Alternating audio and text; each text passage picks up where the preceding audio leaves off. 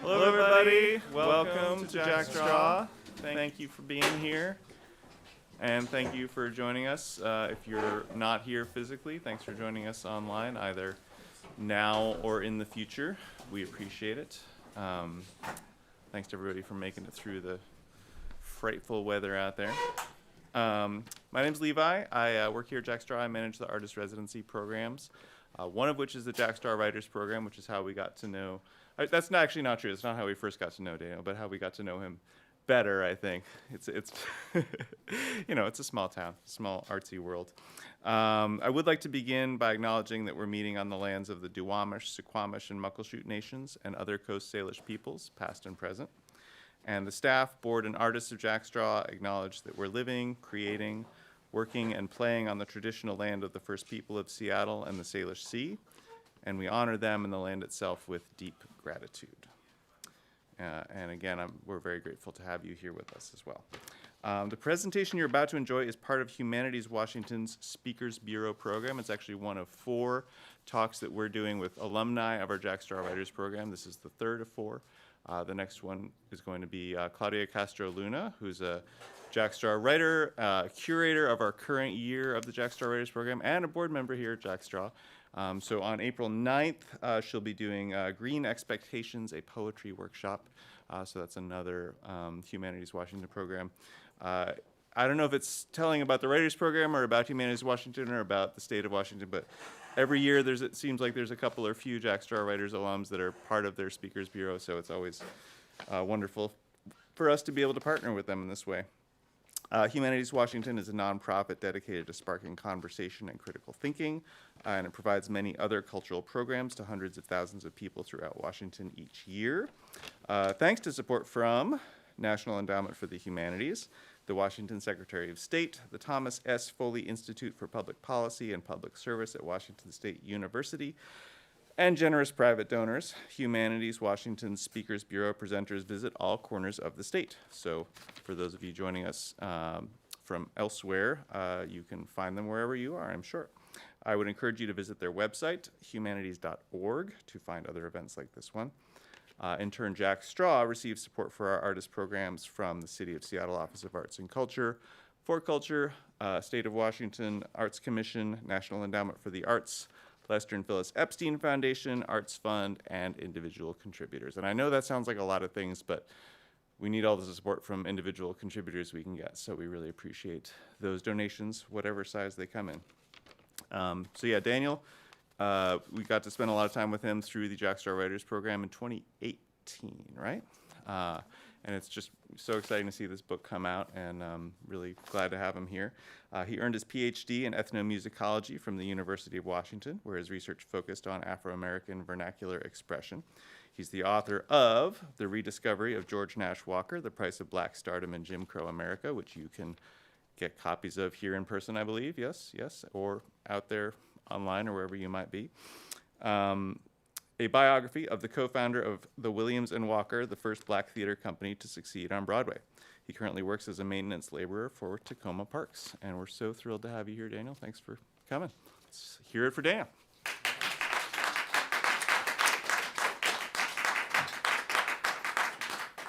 So thank you all for coming out, and everyone at home who's streaming as well. But this is such a full circle kind of a thing for me because, again, as Levi alluded to, I was a Jack Straw writer in 2018. And at the time, I was still just compiling the mountain of data that ended up becoming this book. It was a 10-year process.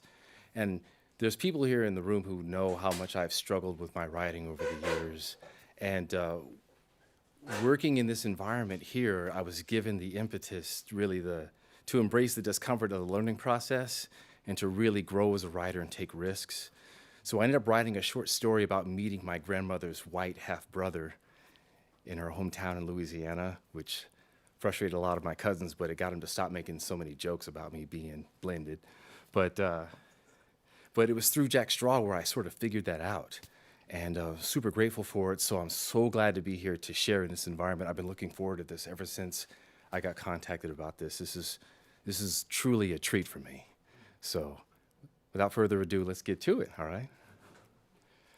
So, the vanguard generation of African American artists. So, when I say the vanguard generation, I'm talking about the first black people who were born outside of bondage, the first people to succeed as performers, composers at a very high level. So, people who had no example and were basically trying to set the precedent for subsequent generations, to build generational wealth.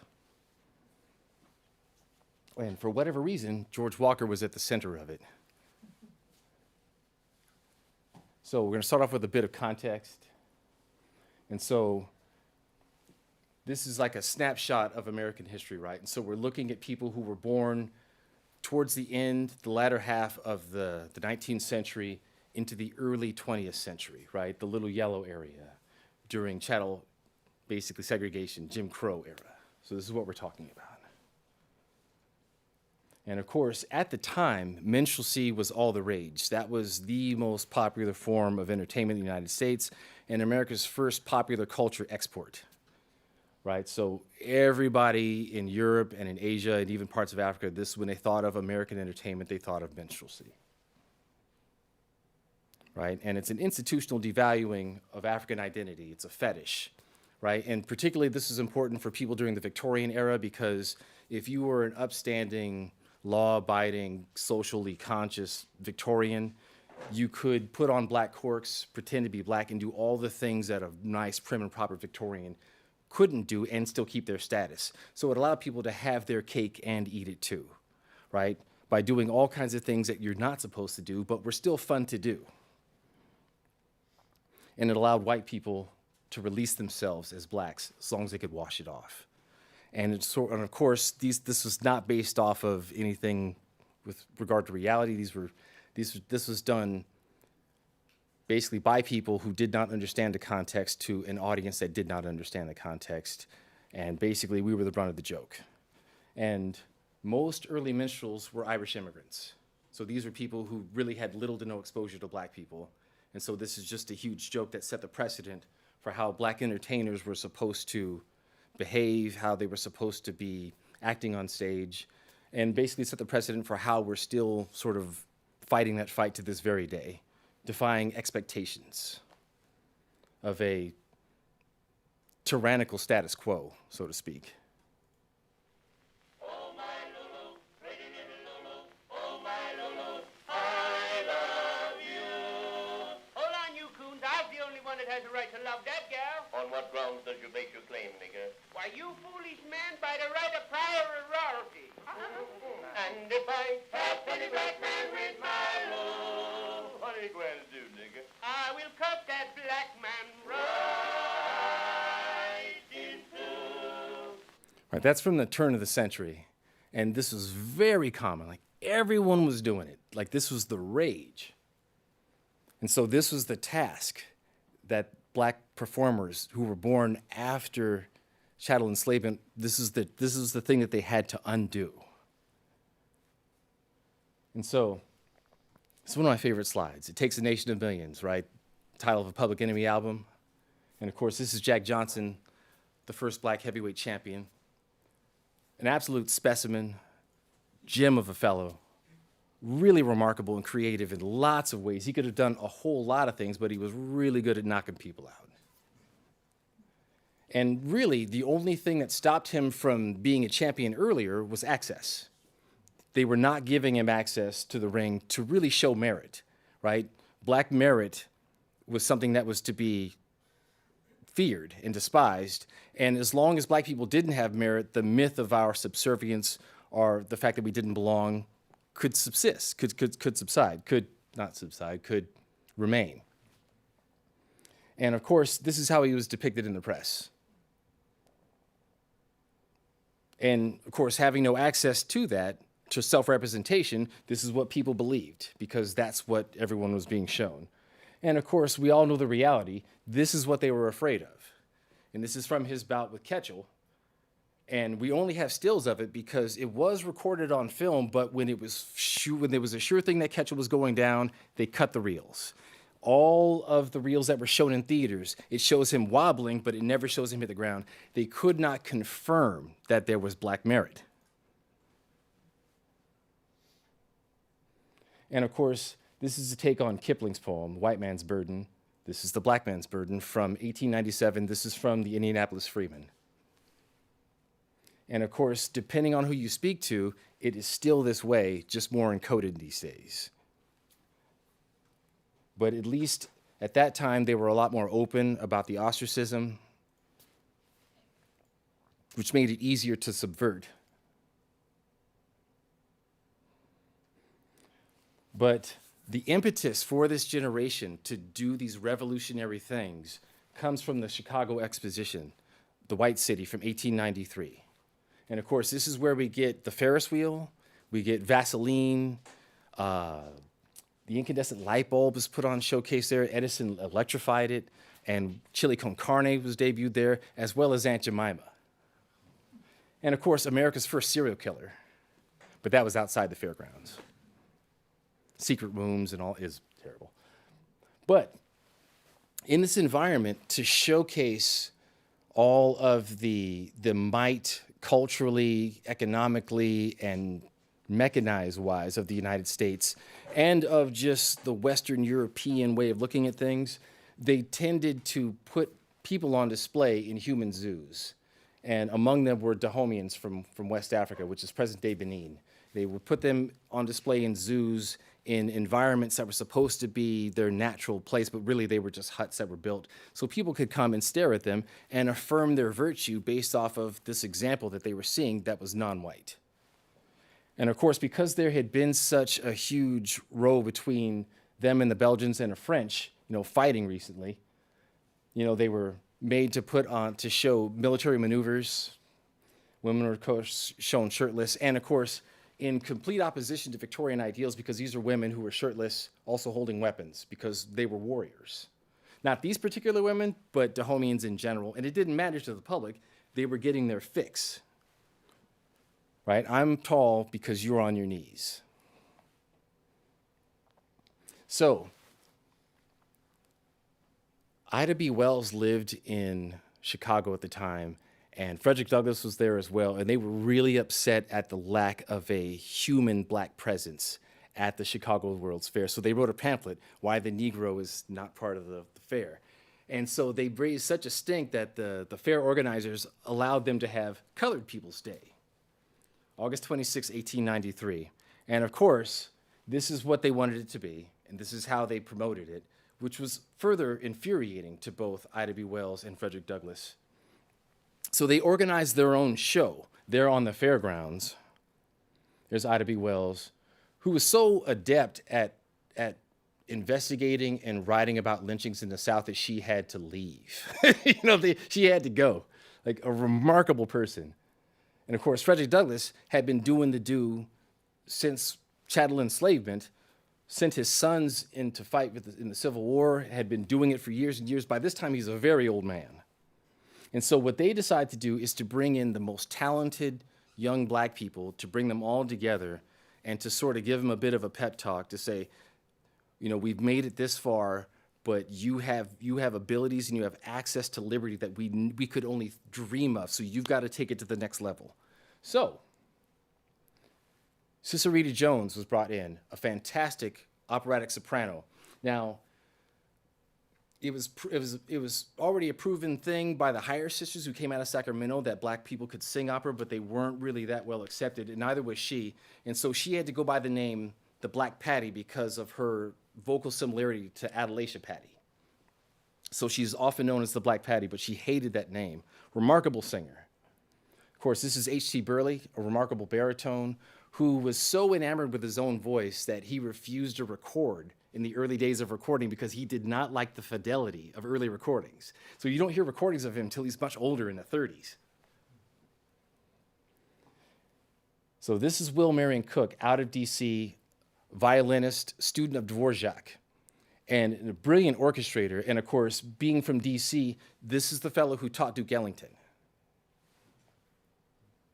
And of course, Paul Laurence Dunbar, our first poet laureate. And at the time, he was Frederick Douglass's private secretary. And Frederick Douglass made sure that it impressed upon him and the others that they needed to work together. And of course, Bob Cole, the single most talented member of this generation, he came out of Florida And by the time of the fair, he had already had a bachelor's degree. Now, he could do everything: singing, dancing, performing, telling jokes, composing, writing scripts, stage direction, the whole thing. There was nothing he couldn't do. The single most talented member of that generation, Bob Cole, brilliant fellow. And of course, the Johnson brothers, Weldon and Rosman, who ended up teaming up with Bob Cole and, Lift Every Voice and sang. Remarkable set of brothers. And so they all get together, and Frederick Douglass impresses upon them the importance that they stick together and that they see the example of the Africans, how they're put on display, and then they use that as fuel going forward. And this isn't something that just comes from the folks who were here at the fair. This is something that is like a convergent evolution, sort of like if you're a fan of jazz and you know who Charlie Parker was, and Sonny Stick comes along right around the same time with a lot of the same ideas. It was sort of a convergent evolution sort of a thing. They all decided to do it together. And even despite all their petty differences, and there's a lot of them, and their squabbles, they really did stick together, because that's all that they had was each other. And so one of the things at the Chicago World's Fair that was really important, something that made a debut, an unofficial debut, was ragtime. Now, it wasn't necessarily there at the fair.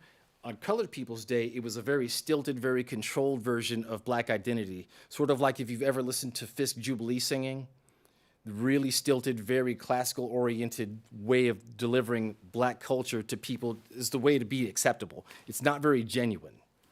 So that sort of stuff, I mean, it's okay, but it's not really genuine. Now, for the people who went to the bars and the bordellos, houses of ill repute, they heard ragtime on the piano. And now that music, much like jazz, which comes later, merit actually matters. Because if you're playing in a cat house and the woman comes out and she's coming down the stairs and she's trying to show what she's got to get some customers, you better play something that she can bump to so she can bump. And then the customers see it. That's what I'm going. And then then the money exchange happens, and you get paid.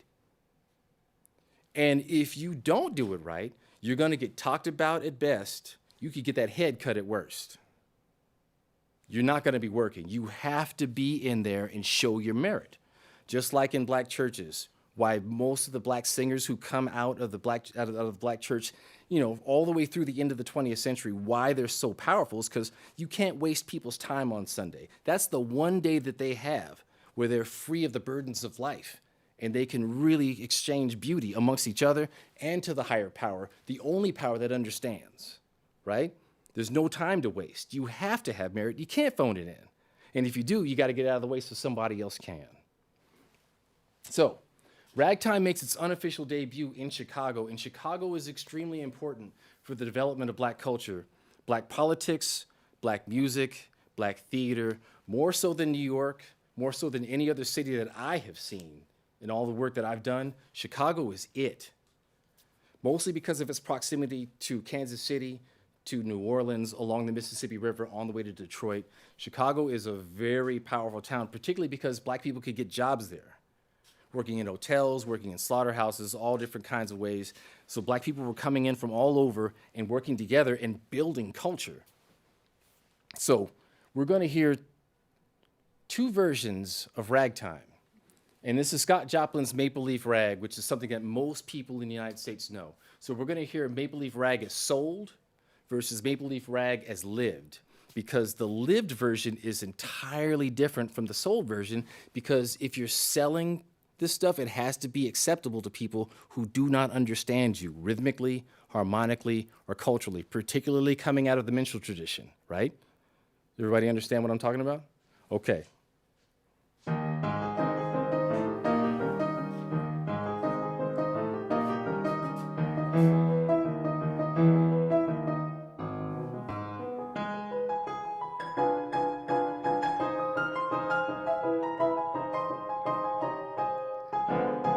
Has anybody not heard this?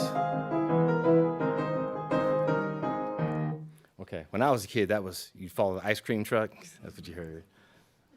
But that's taken off of a role created specifically by Scott Joplin because he was catering this expression to be conspicuously consumed by people who do not understand Black culture, But this is the first time that black people could make a living off of their own intellectual property. I can write this down, you can buy it for a nickel, and I can make money without having to sweat. I don't even have to see you or smell your breath, or put up with any of your inherent racism that's just built into the culture.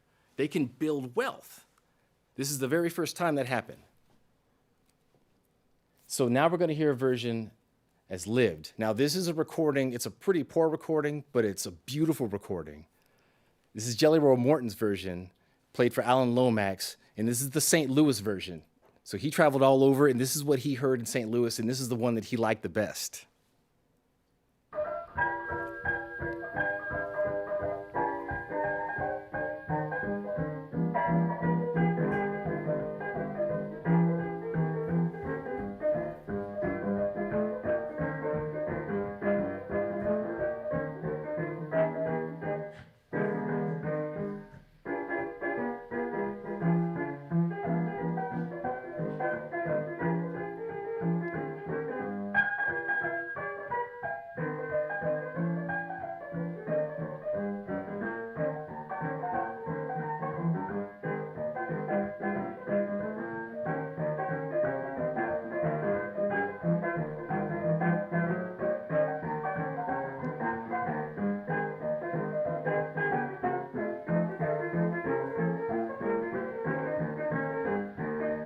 Do you hear the difference?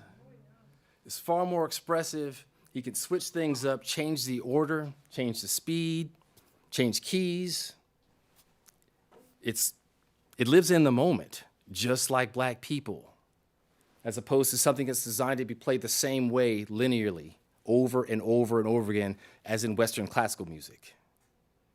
So with the success of this music, it creates a conundrum. Money can be made, but you've got to be disingenuous to do it. It's not real. So of course, the first one to crack the code is Reuben Crowdis, also known as Ernest Hogan, born in Bowling Green, Kentucky. He went by the moniker, the Unbleached American, right? Because if it's a dirty, nasty, disgusting thing to be black, they decided we're gonna own it. We're black, and we're really good at what we do, and if you want some of this, you gotta come pay me to see it. So black people were very rare on stage, and so they wanted to make sure that everyone who was coming into theater knew that they were going to see authentic black people. And of course, he's probably second only to Bob Cole as far as talent. He could write music, write plays, stage direct, do the whole thing. An amazing guy.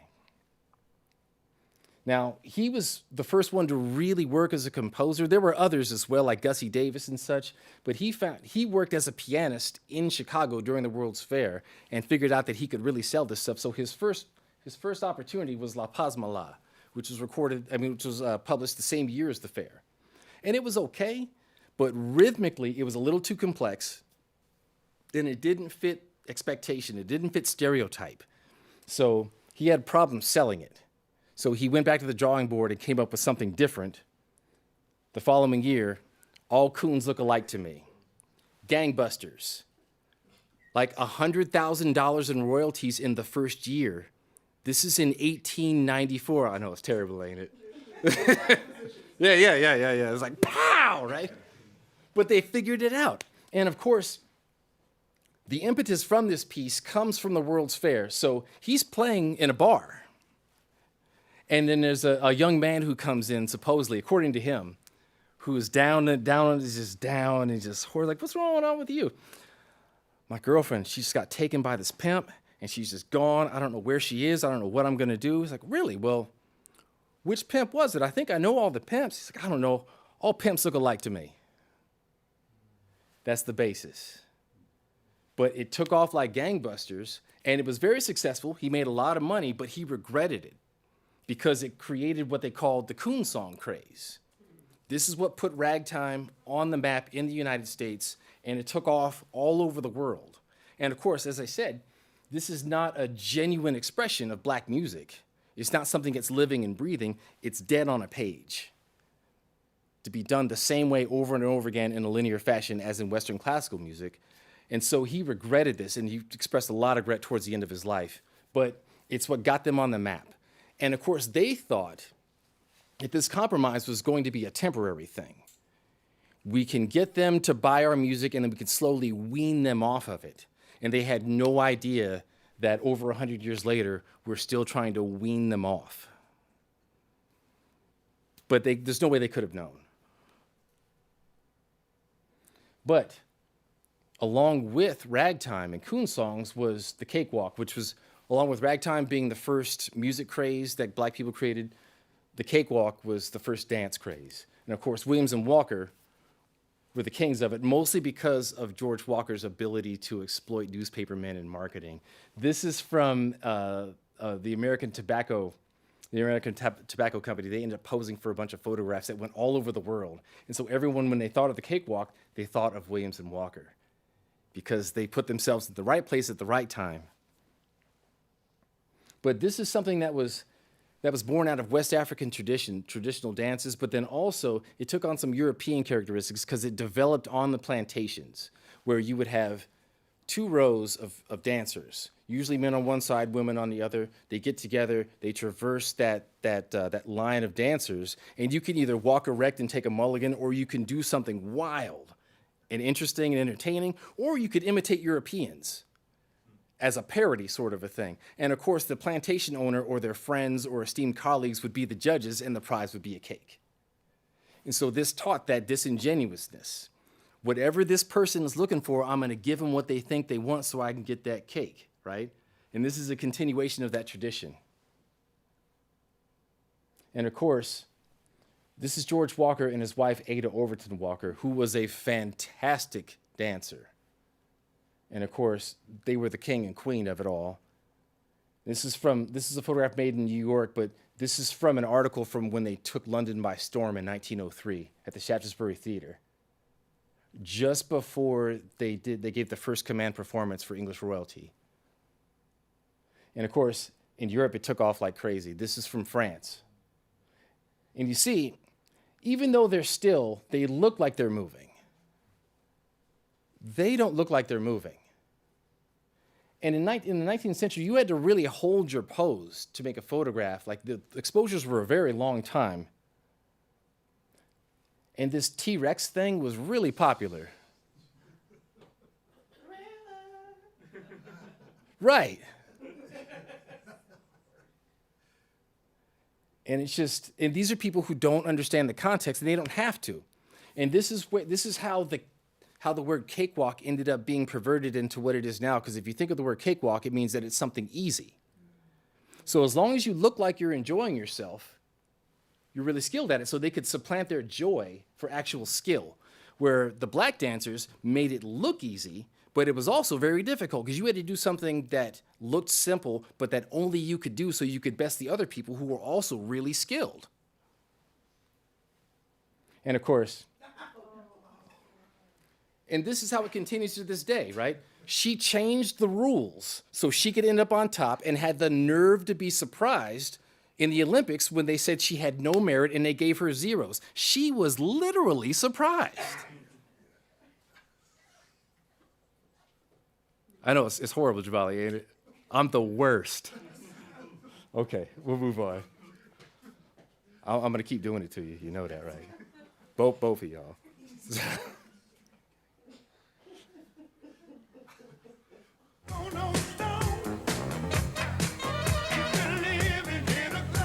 And of course, this is my parents' generation, and that's nothing but a cakewalk. Every Saturday after the cartoons, this was it for me.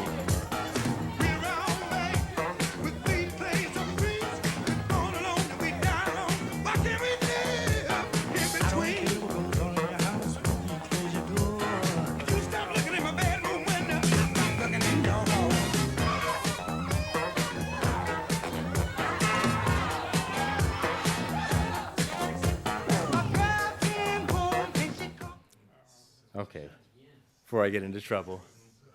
Oh, I used to love that stuff.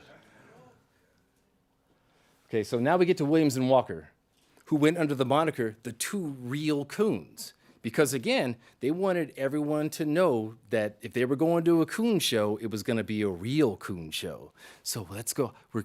So there was a novelty. We have to find out what the real coons are up to. And so when people would pay to see a coon show, they would get some cooning, but then also they would get subversively snuck in some beautiful examples of the human condition from the black perspective.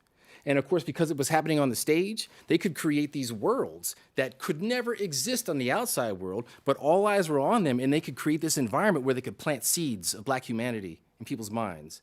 And unlike Frederick Douglass's generation, the generation before, who were like begging for humanity by showing that we're different from Africans because we can read and write and we're Christians, they could just be in this fake world that was all black, and people would come because it was hilarious, but then all the same foibles of the human condition were on full display. It was a very beautifully subversive way of doing it, and this is something that couldn't be undone. And of course, George Walker is on the right, born in Lawrence, Kansas, and his partner Burt Williams, born in the Bahamas, is on the left. And of course, this is an odd photograph because George Walker was about 6 inches shorter than Burt Williams, so he's standing on top of something. But again, here's another, so he's up against the real thing now. This is one of their compositions that they were selling. So on top of seeing them in costume, you would also see the two men as well, so you could see the mask and the men. So there was a distinction between the two. And again, this is a subversive way of showing that black humanity is something that is far beyond what the status quo will allow. And they don't have to beat anyone over the head with it. They don't have to announce it. They just put it there. Sort of like how, you know, if you want to get a child to do the right thing, you got to sort of trick them into it by turning it into a game or making it seem like it's something that it's not. This is exactly what they were doing, right? This is the smash cake so everybody else could have a real cake. And of course, as remarkable as Williams and Walker were, it really should have been Williams, Overton, and Walker. They were good. They were excellent dancers. They were hilarious. They had some real cool things happening. But it was Ada, George's wife, who was a classically trained dancer, who really brought the level of things up into the level of art. Like, she was an artist, a remarkable dancer. And her writing, her dancing, her whole point of view, she was a Renaissance person. Rather unique. And this is the last photograph that I know of Williams and Walker, and I have this in my collection. This is the summer of 1908, right before things fell apart. George Walker contracted syphilis, which at the time was terminal. And so once he, who handled all the business and was forcing the issue of getting onto Broadway and to getting into first-class theaters and whatnot, all the trickery that he did to sort of force the issue of black humanity, once he was out of the way, that was the end of it. And at the time, their payroll was about $3,000 a month. They had about 50 black families living a middle-class life. They were functioning at a very high level. Now, this is George's last hit, Bon Bon Buddy. And the line is, Bon Bon Buddy, the chocolate drop, that's me. And that was his grandmother's nickname for him when he was a child. But this is his biggest hit. And of course, this was with Gotham Addicts, which was their personal music company. So rather than give their compositions to white publishers who would give them royalties at their leisure or publish them and do different things to them or take their compositions and give them to white composers and pay them, they wanted to keep all of the money in their pocket. So this is named after Gotham, New York, the city they lived in, and Crispus Attucks, the first one to die in the Revolutionary War. So they wanted everyone to know that they were sophisticated people and that they were black and that we've been here since the early days. We're here, get used to it, we're making money. You're buying our stuff. And here he is in a top hat. This is his biggest hit. This is him in his ice cream white suit, in his riding crop. Now, of course, this happens right before he takes ill, and so he basically falls off. But when he takes ill and he can't dance and he can't control things anymore, Ada steps in, has her own ice cream white suit made, and so she takes it up. Because she understood what was happening. She was super duper down. And of course, what was remarkable, she could be the man about town doing his thing, but then also she did the dance of Salome in the same show. Different acts, same show. So she could be the ultimate woman and the ultimate man at the same time. No one else is doing that. And of course, the reason why she did it, not because she wanted to show her depth, is that she knew that the second that George stepped away, what was going to happen.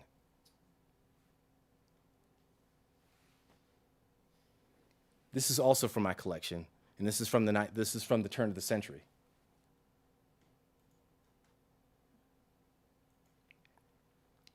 Right, so now we can talk about integration's folly, the problem with integration. Because when George Walker, who was the troublemaker, took ill, Burt Williams was the star, because he was the lovable loser. And so he was basically plucked from the ashes, and Williams and Walker was destroyed summarily. And it's really a shame because Burt Williams, this handsome, brooding young man, really talented, fantastic baritone, great dancer, great comedian, but he wanted to play Emperor Jones. He wanted to play Othello. But he couldn't because as a light-skinned man, he had to darken himself up because George was the straight man and he was very dark and he had to be darker than the straight man. So he had to make himself look like a clown. And of course, this is only what people would accept. There was so much more to him. And when he was plucked away into the Ziegfeld Follies, this is a parody of Jack Johnson's bout with, not Ketchel, it was Jim Jeffries in Reno, Nevada. There's film footage of that as well.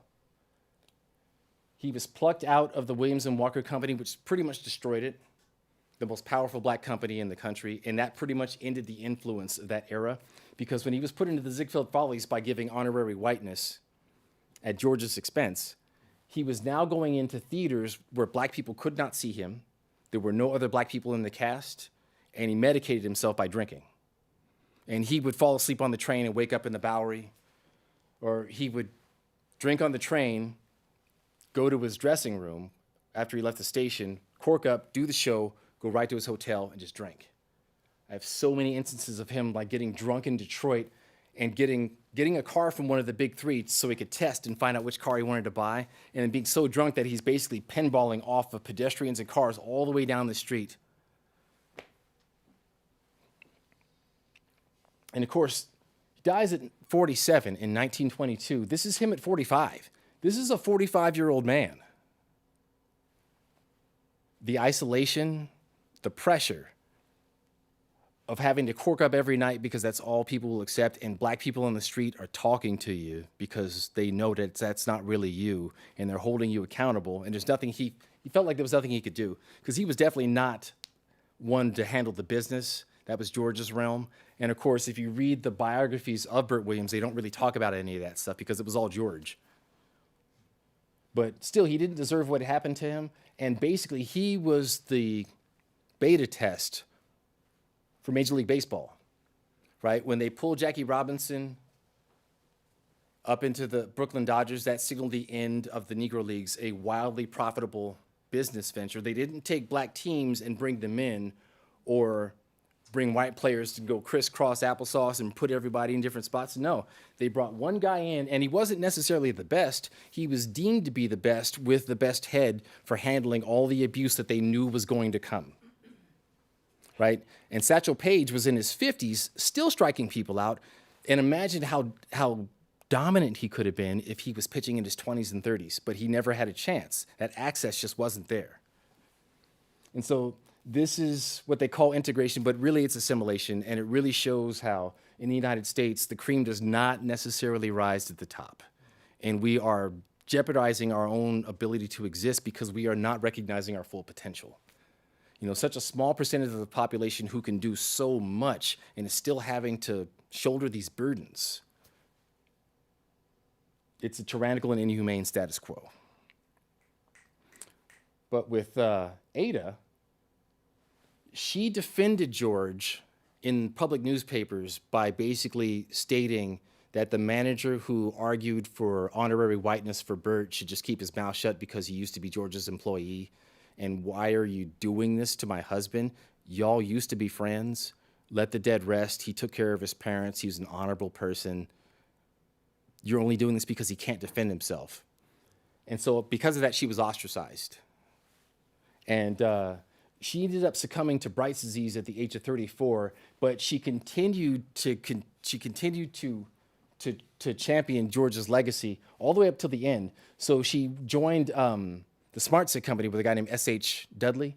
And so that's why they call me Shine, which if you've ever seen Casablanca, that they call me Shine is in there, except they remove the first verse, which lets you know that it's a black person. You just hear, just because my hair is curly, just because my teeth are pearly. Anybody can have curly hair and pearly teeth, but that first verse shows you that it's a black person. And of course, she would sing that verse. It's one of the very first modern pop songs. But this was her last engagement, which was the Tango Picnic, which has Bojangles Robinson on it. And she ended up moving it over to Hammerstein's in New York before she got too ill to perform. But what's interesting is that gig at Hammerstein's featured a very young Mae West, who received so much love from black performers. So if you watch her movies, particularly the pre-COVID ones where she's talking real dirty but not talking dirty, there's always black people around her. And she talks to them as equals. Even though they're her servants, they're really friends. And she hired black people throughout her entire life. And I think it goes back to these early days of working with Ada Overton Walker and other black performers. But this was it for her. And after this, she basically took to the bed and she died October 14th, 1914, at the age of 34. And of course, this is where she's buried in New York. And I had to go with Rosamond Johnson's granddaughter, Melanie Edwards, and we got the card catalog to find the coordinates. And we literally had to go to the coordinates and count the depressions in the soil to find her, because there's no headstone, there's no marker. And when she died, she was probably the most skilled dancer in the country at the time she died. She organized the female chorus for Williams and Walker. She did all the choreography. She had features in every act just for her to show her art. And, but because I've been working with descendants, I am in touch with her family, and we are now working together to get her a headstone. And the Overton Nation they're quite powerful. They're all over. There's a lot of them. And her uncle had a cosmetics company in Chicago. The building is still there, and she had like a pomade. Like I have some of the pomade, and if you open it up, anybody's familiar with Murray's? It smells just like Murray's, and the stuff is over 100 years old, and it smells like you can still put it on your head and make some waves. It is a petroleum product. But still here, they're still doing it. And her distant cousin, Bill Overton, was an actor in Roots. He's married to Jane Kennedy. If you remember her, she used to be on the sidelines of Monday Night Football. Taken down by a sex tape. She's probably the first. But when she and George were doing it, again, the undeniable examples of black beauty and black humanity was on full display. This was a coon show, right? This is them doing the Merry Widow Waltz. This is right before it all fell apart. And they are a stunningly beautiful couple. But when they left the scene, they were replaced by Irene and Vernon Castle, who basically offered sanitized versions of black dances, the turkey trot, the foxtrot, with black music. The Castle House Orchestra, which is run by James Reese Europe, the guy who introduced jazz to Europe during the First World War. Compositions by Ford Dabney and whatnot. And so they just basically got erased. So they were not able to build generational wealth, even though that's what they were trying to do, but that was not acceptable. Just like every time they were on Broadway, it was a singular sort of accomplishment. They couldn't set a benchmark to be repeated over and over again, lifting as they climbed and pulling more people in.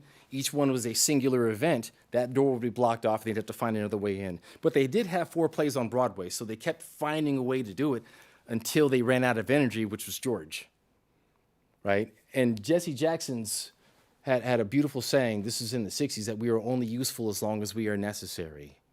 Like, as long as you're there to argue, you can do it, but as soon as you're not able to sort of speak your truth, that's when you get replaced by something that's more convenient. And so with the end of them, that's the end of that first generation. And there's no black presence on Broadway until Sissel and Blake's Shuffle Along in 1922, right? The year after, well, about the year, no, it was 1921. It was the year before Bert Williams died. But because of that, but they were at the center of that vanguard generation, the first ones to really do it with no example. And George was born in Lawrence, Kansas, this little abolitionist town in the middle of eastern Kansas. But because of the environment that he grew up in, he ended up having all eyes on him. Like, couldn't read or write until he was about 19 or 20 years old. But everybody here, there's a bunch of them who were college educated. Most of them were born in cities. They all had him. He was at the center of their gaze. He was sort of the ringleader. So in order for me to tell his story, I had to tell all of their stories. And because they were so prolific, there's very little of me in the book. It's all them and people who were around them writing about them. And I'm only in there twice. I'm in the introduction, and there's a part in there where it all falls apart where I call Bert a coward. Other than that, they're telling their own stories. And it was something that was really important for me because they were so good at it. And people need to know that this first generation, how remarkable they were. Absolutely unprecedented. There was nothing like it. And they really tried to show the potential of black people in the United States. And I'm hoping that this does a little something to get people to think a little more critically about what we offer, what our potential is. Because there are people who are smarter than me, people who are better writers than me. And what really pulled me over was there's very few people who can outwork me. This took me 10 years, working by myself, screaming and hollering, frustrated, begging for logins, to get into Duke, to get into NYU, to get into University of Chicago, to get everywhere, just to get this information that was just hidden, scattered, all as an infinity of trace data, to get it together, make an inventory, see the arc of the story, put it together. And this is something that anybody can do. Again, I'm not the best writer in the world, but I pulled something off that surprises even me. Like when I read, like, oh, wow, I did this? Like, it's for real. And I just want people to see like what's actually possible when we get out of our own way, to let people who have the talent to show their talent, to let leaders lead. And they were really trying to show the difference, and they got pretty much erased. And so this is, as much as a rediscovery, it's more of a resurrection because I'm trying to prevent that second death. The first death is your physical death. The second one is when the people who knew you and love you stop speaking your name. I want people to start speaking their names and to go back in there to see what these people have to offer. There's so much information. There's all these little locked rabbit holes where anybody who wants to go further with this stuff, there's all these little vignettes where I talk about these various little things that aren't germane to George's life. But if you want to go further, you go to that footnote. It tells you everything else to go a little bit further and to do your own work. There's so much more to this. Like I could calculate everywhere these people were for about 20 years. And because they created such a novelty and a spectacle everywhere that they went, everywhere they go, everything they do is documented. You put a cigarette out wrong in St. Louis, they're writing about it. If you make too much noise out of cotillion in Kansas City, Missouri, they're going to write about it. How dare you show up in your coats and tails, you know? So there's just so much more to it. And it's the best thing I've ever done. And so if you're interested, I do have copies for sale. Signed paperbacks are $30. And cash is king, but we can also do it this way. But also, what's really important, let Humanities Washington know what you think of this lecture and all the lectures that we give. And you can go in through this QR code and just let them know. And it helps me get better at what I do. And without further ado, are there any questions? Yes, Laura. One thing I was really interested in your book was they were always on the road, going from city to city, town to town. And they seem to be very intentional about trying to find venues where black people weren't having to sit up in the rafters. Could you talk about that whole part of their Right. The whole Jim Crow thing, Yeah. which was a delicate balance because they were a top tier organization. Like everybody in the world wanted to see them. They were stars. So now black people who never saw an example of this sort of a thing, they want to go and they're in their Sunday best. They're showing up and they're like really putting on the dog. Now white people also want to see the show. because they're interested in the Coon Show. And so there's a really interesting review of Abyssinia, their second play on Broadway, where the reviewer is really upset because it's not a proper coon show because they're putting on too many airs. They want to see a down, dirty coon show. But I still can't enjoy this coon show because there's so many coons in here ruining my good time. They couldn't understand why black people would want to see the show. And so there would be all kinds of conflicts of over the best seats in the house, where particularly in DC, black people were going to the theater saying that they were buying them for their boss. So they'd sell the tickets and then the black people would show up and it'd be a huge problem. And so there was a physics professor who was arrested and it ended up being this huge to-do and it was in the newspaper. And they ended up throwing it out. But Frederick Douglass's son basically started rioting and was really upset that Williams and Walker were not staying around to fight this fight. That we need to argue about this. This is a problem. We need to fix this. But what he really didn't understand, and I say this in the book, that this was happening in almost every city that they went to. So if Williams and Walker fought every fight, they would be known as troublemakers, and then they would not have a company anymore because they'd be known as troublemakers and it would just get destroyed. They had to let this local problem be solved by local people in a local way. And every municipality enforced Jim Crow differently. So some cities didn't have that problem. Other cities had a huge problem. Other cities would answer with brutality, so there was no problem. You know? And so it was different in every place. And this is something that they never quite solved, even in New York. And the first time on Broadway, in fact, the first time that they went on Broadway was at the Majestic Theater, and the only way that they could do it was they bought the theater out for a month and booked themselves. And they cut a deal with the owner of the theater that they would not sell tickets at first-rate prices. They had to be sold at second-rate prices, as to not anger the other theaters and the actors in those theaters, because it was the most popular show in the country. So they couldn't be too successful, right? They had to have black excellence at a discount, which happens over and over and over again. And it's something that they were never able to supplant. And of course, until they ran out of energy, they just outlasted them and then they just erased them and it went away. And you could say the same thing, like Fishbone had the same problem. And it's just how it is, and it's just how it's been. And for whatever reason, every 20 years we have to reintroduce this struggle. And people are like, oh, wow, is this really a thing? Like they get to lose their innocence and then gain it back again somehow.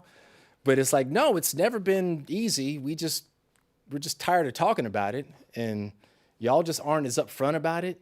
But so it's a problem. And it's so encoded now that, yeah, I'm not going to go into that, but it's a real problem, particularly because you can't be honest. Even if you think people can do better, and you tell them, they can be offended, and they don't realize that it's a sign of love because I think you can do better, so I'm telling you, as opposed to I'm just here to be told how right I am and how good I am. And most people won't say anything about it, and you can see that in the current administration, where, like with the whole thing where the president's talking about excursions in Iran when someone was probably talking about incursions and he got it mixed up, and everyone's afraid to say it was incursion because if you correct them, you're going to be gone and someone will be brought in who won't correct them. It's very similar, even among really nice liberals, if you're the only one who's like you there. And it's a problem we have to deal with because it's a cancer that has infected our culture. And if we don't address the cancer will address us. It's addressing us right now. So, anyone else? It's a very pedestrian question, but I'm very curious about, so my probably biggest pop culture engagement with the history of this area and early, ragtime and black performers is the musical Ragtime. And so I'm curious if you're familiar with the musical, and I know the book that it's based on was written by a white writer, so I'm curious if you're familiar with the work and what, if any, misconceptions you think there are in that work about what the performing culture of the time looked like. I am not familiar with that one. Oh, really? No. Oh, it's phenomenal. How old is it? It was originally staged, I think, in the 80s. Okay, because I'm familiar with all the others like the Yubi and Ain't Misbehavin' Yeah. and those and shuffle and the new reiterations of Shuffle Along, but it's probably more like Ragtime is sold. And because if it really was truly ragtime, it's something that's not going to be the same every night. And that's not something that Broadway audiences would accept or admire. It's Black cultural processes and Black cultural products are very much incongruent with a lot of systems, which is why they have to be inured to fit in, and why Black artists are expected to do that, and why most of the time when I was told that my sound was too traditional when I was playing jazz is because it wasn't sellable to people who didn't understand the context, which made me a little crazy, which is why I went to UW to match my vocabulary with my rage.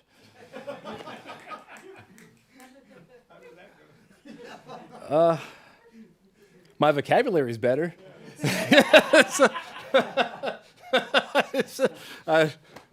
He loves me. This is what he does.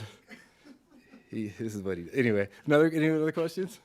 Yes. You said at the very beginning that Irish immigrants were the first to really take on minstrelry.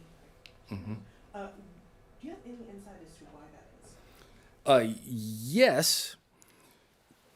Because if you look at, say, some of the parallels between Scots-Irish immigrants in the South and Black people who were coming out of enslavement, and how there's such similarities between like the high lonesome sound and blues, and how in the churches, a lot of the same hymns are sung. In fact, one of the chapters of my dissertation is from a guy who took a bluegrass hymn and did a four-part harmony, like basically 4 Black tenors version of it. Same sentiment, very different delivery. So there was a lot of overlap because of people like Isaac, what was his name? Isaac Franklin was a fellow who took Psalms and the stories of the Hebrews from the Old Testament, and basically broke things down into simple songs that use the same kinds of forms with 1 and 2 syllable words, so you could sing it to people who were illiterate.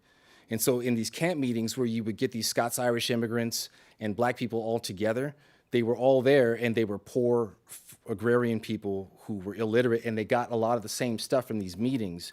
So a lot of the same traditions you could find in Ireland. Like with what we call tap dancing now, they have their own version of clog dancing. They picked up the banjo really well.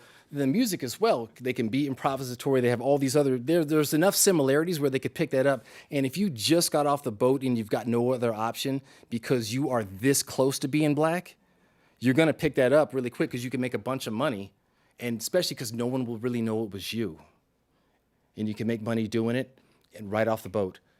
Particularly if you came from a place where you were nearly starving.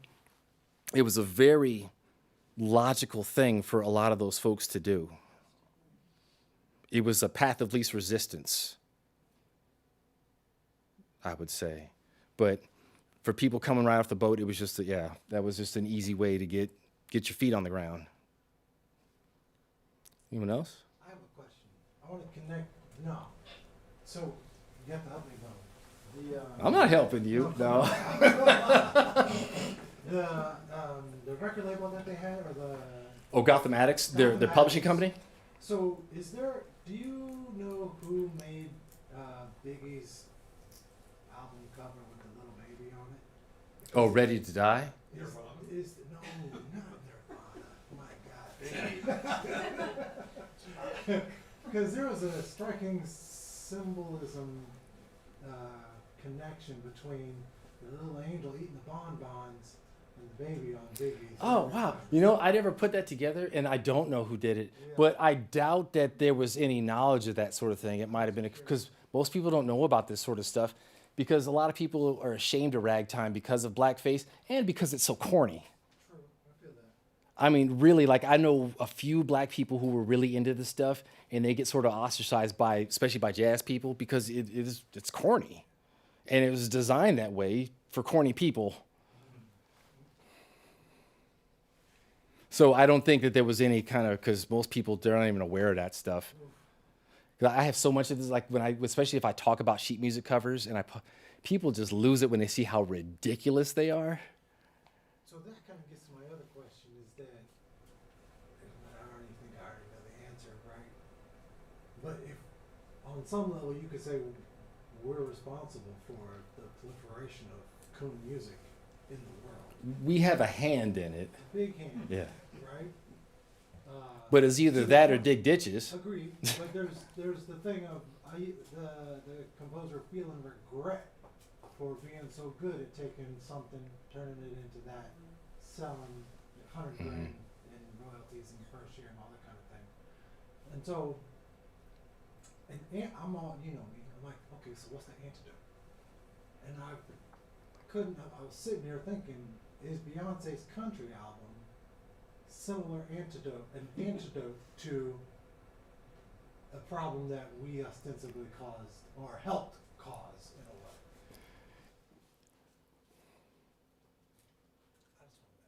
I don't know about like agency. I can't get into the weeds on the agency part because these were people who were making the best of a bad situation. They were coerced into it. I mean, there was definitely coercion because they didn't have any other option, because they did compose things that were more serious and more with it, but it didn't sell, it didn't survive, especially from people like Gussie Davis, and there's a few others. Ford Dabney had some pieces that were really potent, but they just don't survive. And I find examples of them written in articles from the period, but nothing survives that I know of. And it's not until we get to, say, the 20s with Duke Ellington and Fats Waller, Fletcher Henderson, they're doing something a little more genuine. And that's mainly because there's a critical mass of black people who insist on better music. The race music era, black music for black people, that's when it gets good, when they willfully separate. See, this is a bearish conversation because I'm still thinking intentional antidote is an intentional act to that which was done out of necessity, as however the argument may be. Like, what other options are there? I mean, you can have your principles, but you're going to be barefoot on the street. So I don't know. These are the kind of questions that I would love to ask them. And when I've talked to older jazz musicians about it, that's when they, like, even in their own home, they'll lean in and whisper their answer to me because they're punch drunk. Yes, sir. What do you think Scott Joplin would have thought of Jelly Roll Morton's performance? Oh, well, Scott Joplin improvised, and he was a bumper as well, so I think he would have thought that version of it was cool, but he knew there was no money in that. You know, I could make $20 in this brothel, or I could make $200,000 off of this sheet music. I'm going for the $200,000, and that was where his motivation was. Because there was a brief ragtime revival in the 70s, and one of the stunning features of it was that it was really small. And this was supposedly based on research that said Joplin gave tempo markings, or maybe quotations, I don't know, but the research seemed to indicate that it should be played more sedately than it was commonly heard. Well, what's interesting is most of the people who did that research didn't ask Eubie Blake, who was still alive and knew Scott Joplin, and had evidence to the contrary because the way he played it was up. Well, I wondered, you know, that maybe those tempo markings are on the sheet music, Right. so as not to tax parlor Right.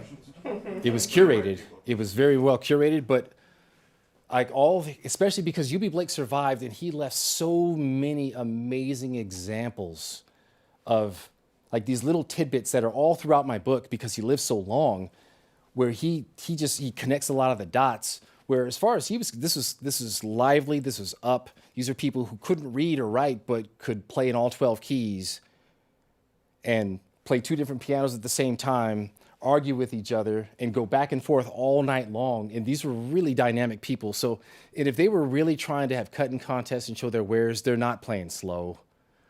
They're doing everything that they can to best the other performer, and they're going to do it fast, just like all the musicians I learned from playing jazz. I mean, you start slow. If you can't play slow, you can't play fast. And but on the bandstand, everything's quick, and you get your head cut 3 different ways without even realizing it. And that's when you know you got to sit down because it's just coming by too fast. The changes are a blur, and speed is where the good stuff happens. So I've had that. I've heard people say that to me, and you can have your opinion on it, but speaking as to all the other versions of this, because these expressions, they use the same roux, the same trinity, the same basic ingredients, and the only difference is the social context in which you're making it and the technology that you're using. But it's the same from ragtime through hip hop. And so the same principles apply.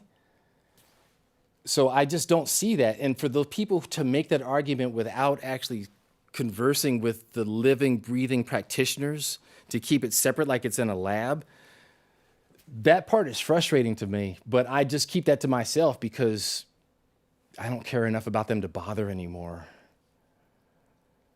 And that's the really sad part, because I have so much knowledge that most people my age don't have. And I'd rather keep it to myself because I'm tired of having to establish my humanity to people who show me none in return. And I have to be really careful about how and whom I engage with this material with, because I take it personally. I've invested emotional energy because this is my culture, and it's on its last leg.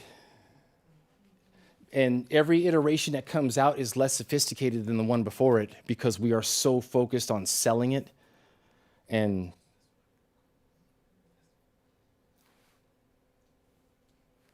it's heartbreaking, which is why I did this for the future, because I'm going to be dead a lot longer than I'm alive.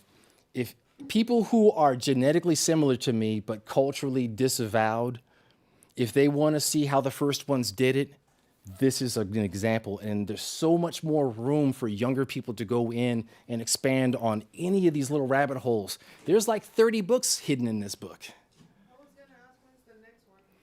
The next one, okay. There's one that's related to this because I kind of have to do it. So, Ada, Overton Walker Needs a Book. That's probably not going to be me.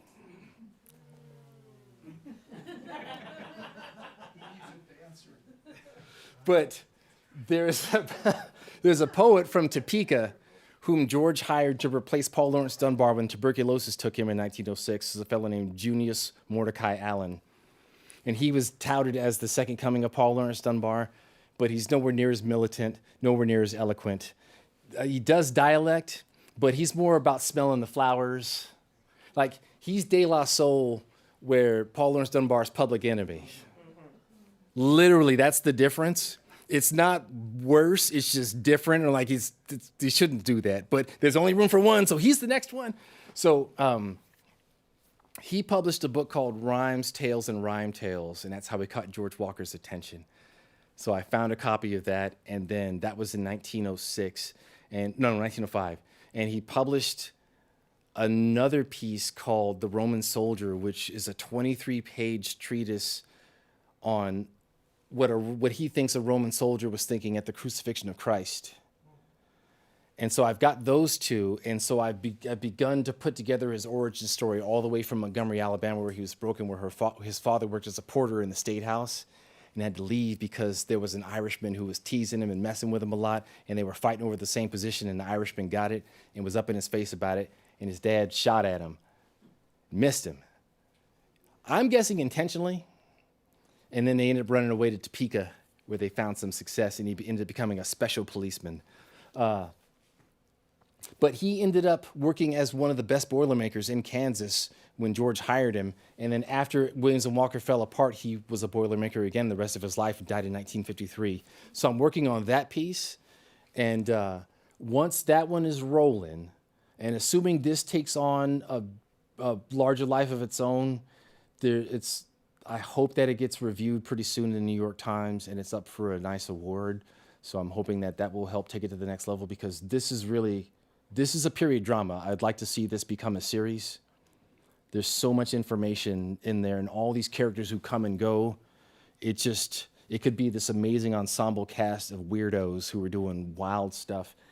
Then after that, I would like to revisit my dissertation and turn that into a memoir, because a lot of the guys I worked with at Angola, for those of you at home, I did my dissertation at Angola State Penitentiary in southern Louisiana, a gigantic plantation that became a prison. It's 18,000 acres the size of Manhattan.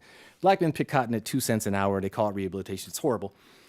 But there's a bunch of guys who are free now because of the second look laws who are around my age, and they're in and around the New Orleans area. So I would like to get back together with them and talk to them 20 years after the fact and sort of put a little more meat on the bones and a lot more teeth in the mouth so that we can really speak truth to power and talk about the insidiousness of black men picking cotton at 2 cents an hour based on the language of the 13th Amendment, because it's too expensive to do this. And there's some really, really talented, beautiful people who are just languishing away, doing nothing.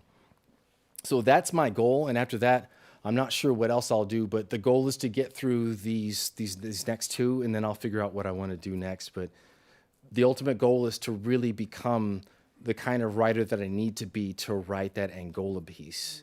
That's going to really tax me beyond what I'm currently capable of. And I'm looking forward to that challenge. And I need to put myself in the right position by continuing to write, continuing to engage with very good writers. But this needs to get enough notice to where I can attract better writers to help me become a better writer. So that's what's next. I don't know how I'm going to do that just yet. But a former colleague of mine at the University of Kansas is a guy named Kevin Wilmot, who did Black Klansman, and he works with Spike Lee. I'm hoping, well, I've been to Kansas twice in the last year, and I haven't seen him at any of my events, and he knows who I am, so I gotta get him to take a look at the copy. What I need is someone with juice, to hand it to someone with juice who can make it happen, because the information is there, and I would like to see it told more honestly, but more likely than not, it'll be turned into Don Cheadle's Miles Davis piece, where there are people who don't exist so it can be sold to people who don't matter. But as long as I get people thinking about it, that's a win. Just like with Williams and Walker, I want to plant the seed of this sort of thing in people's minds. And if it happens after I'm gone, at least I played a part in making it happen, even though I am thoroughly impatient. And if they really want to know what I think and they don't, I'll tell them. Because we're wasting time.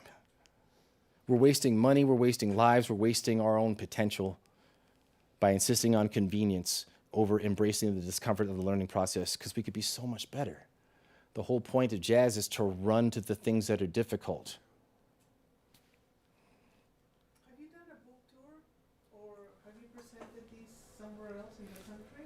I have in Kansas and in New Orleans a few months ago.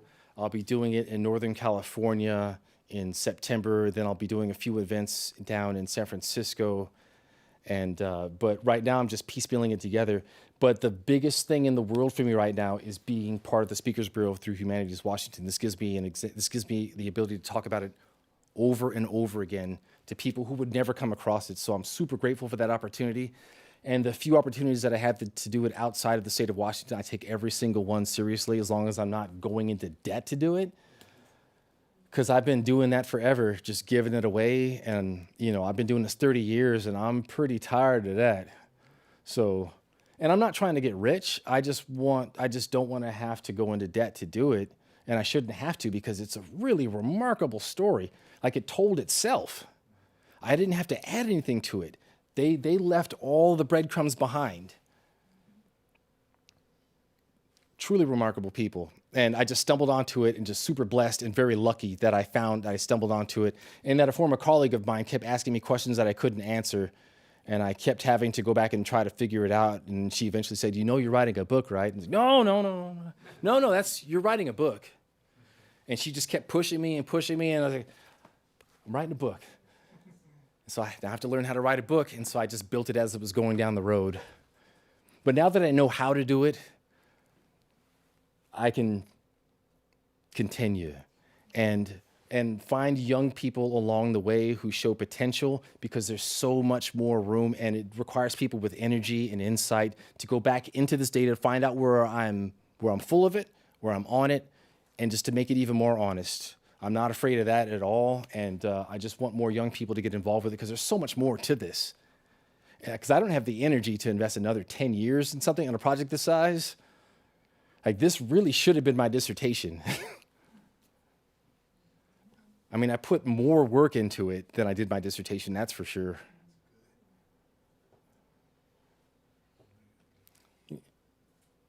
Yes, ma'am. You mentioned the idea of a period drama, which I agree. Reading the book, there's lots of favorite things, but like the shenanigans that they get into. Right. I'm wondering if maybe to kind of wrap up tonight, you might share one of your favorite stories of those shenanigans that would make like a great scene in a period drama. Sure, and the best You one. don't have to do my favorite one. Whatever you want to. Well, that's my favorite. So my favorite is basically when the cakewalk crosses over. William Vanderbilt ended up doing it in cotillions or in these balls that he was giving, and the press talked about him being elegant and just the best dancer and blah blah blah blah. And he's getting all this publicity, and of course, Burt Williams and George Walker in the Douglas Club in their tails having, top hat and tails having cocktails. And they're reading the newspaper, like, look at this guy talking about cakewalking. Like, he can't even walk for a donut, and they're just capping on him. And there's a writer from the New York World there just sort of writing everything down. And he transcribes their conversation where they decide that that Vanderbilt is going to start infringing on their right to get gigs. This is our dance. This is our music. He's going to take food off of our table. So they decide to go to the New York World office with a letter that challenges William Vanderbilt to a cakewalk contest for $50. Any place, any time that he imagines. You name it, match up with us to see what's going to happen. Let's put that on merit, right? And of course, Willie Vanderbilt's like, and of course, he didn't ask for it. It's the newspaper people who were like touting him up, and he wants no part of it because he knows he's going to get wrecked. And so if they don't hear from him, and they get peeved by that, so they just show up at his house. They knock on the door and they're like, hey, Butler, what's going on in there? It's like, oh, he's in there smoking, doing his thing, and so they go back and they're just hanging out, talking, And of course, they made a joke. He's smoking, but he's not so warm, which goes back to Burt Williams' first hit, I Don't Know You're Not So Warm, which is talking about you're not very sexy.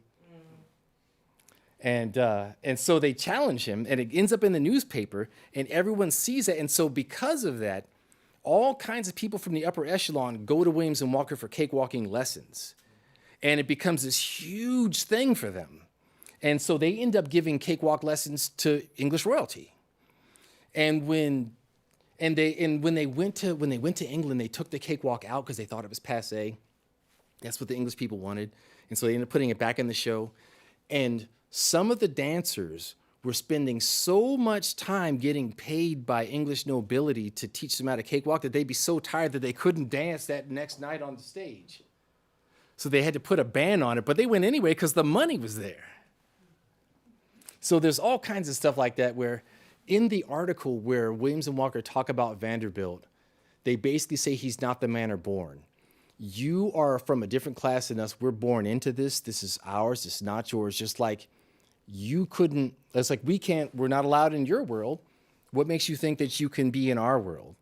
And to really demonstrate the point, Burt Williams basically quotes Hamlet, showing that he knows far more about their culture than they know about black culture. And they basically tell him that he doesn't have the proper breeding to do the dance right.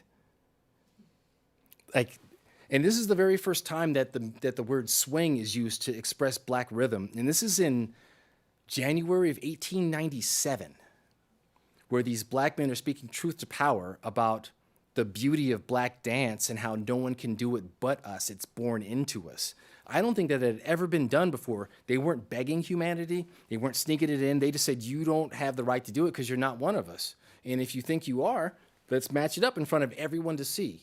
And they knew it was never going to happen. 1897, that's unprecedented. Never heard of anything like that. And I'm reading it just like crying, laughing, because we're still making the same arguments, more than 100 years later, and nowhere near as potent. So and the book's full of those things. And that's just one of those that was absolutely hilarious just because, George had a pair on him. Okay. Thank you. But if you like a signed copy, I've got one for you.